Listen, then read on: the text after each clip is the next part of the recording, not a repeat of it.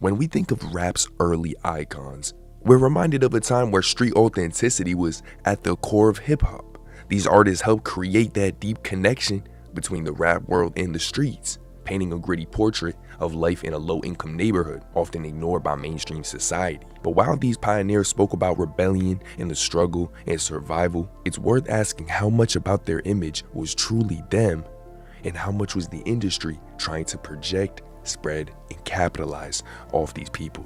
Fast forward to 2010 to right now, and we've saw the byproduct of those pioneers. Because them came a generation of rappers who really lived the life they rapped about to the fullest extent, bringing that level of authenticity and intensity to a whole nother level. But here we are today, looking at the countless deaths and the countless amount of rappers arrested, and just how the street life is so glorified by not only people in the streets, but people of all backgrounds, just because the reach hip-hop has had. We are really faced with the harsh reality and consequences of the actions these people have been rapping about for so long. And while these people in power sit back and soak in the wealth, street rap is destroying itself, and the self-destructive cycle takes a toll on both the artists and the masses blindly looking up to these artists. I've said it for so long, this wave that we've been enjoying for over the past decade, it has hit its peak, and it's for no other reason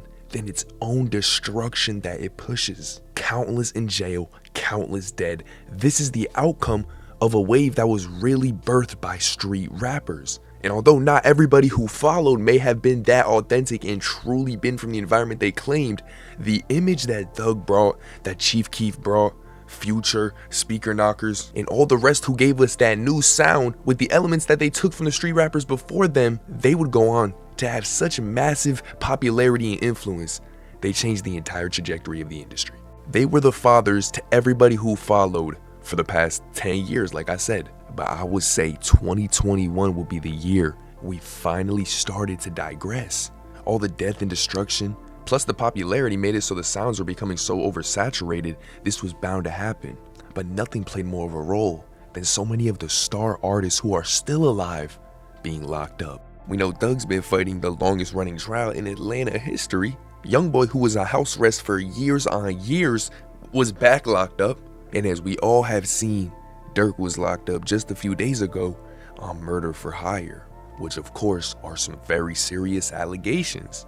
If it wasn't clear before Durk, it's clear now. Street rap is only going down from here. It has played out. And a new trap rapper who has that melodic street flow, their cap limit is a lot lower than it was just 3-4 years ago. So that leads me to ask, what does the future hold? Because I think it's very possible rap continues doing very well, but the sound of rap is completely different from how we grew up and adapted to hearing it. Kind of like the old heads hear our version of rap. But come on, stop playing. Y'all know that is already going on amongst us right now. And the labels are already dropping artists and dropping employees for the artists to create new space for new waves. Now, I know y'all know where I'm going with this. I know most people are already familiar. You got that Yeet, Ken Carson, which you can say they qualify under the 2010 wave because they're influenced by Thug and Future. That's not what I'm saying. Yes, they take elements, but I'll explain why this entire wave is completely different. But those are just the John Cena's of this wave. Of course, when you go underneath there, there's Ian, Osama, Son, Nespin. Underneath there's a bunch more. And all these dudes have the potential to blow up and create a wave. It's the fact that who knows if they have the ability to take rap